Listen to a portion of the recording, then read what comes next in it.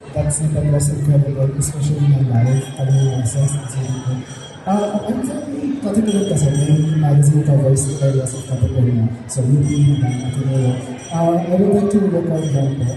Do you have a message for the audience that might come from California?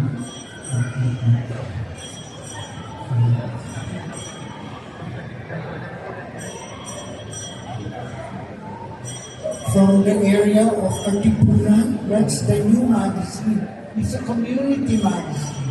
Yeah, so Katipunan guys, Katipunan people, please watch Pinocchio. This is something that is very enjoyable, not just for kids, for the whole family. This will teach you or remind you again about love and sacrifice. And mas malapit kayo sa amin.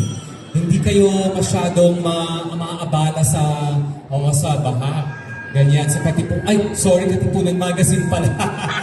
Hindi, malapit na rin. So, anyways, yes, for the Katipunan Magazine readers, definitely this is something that will give us or remind us a lesson of life, different lessons of life na natutunan natin from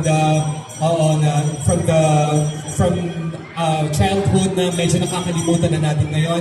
It's very family-oriented, hindi siya SPG, GP po siya. So, you will definitely enjoy watching this show. Yeah.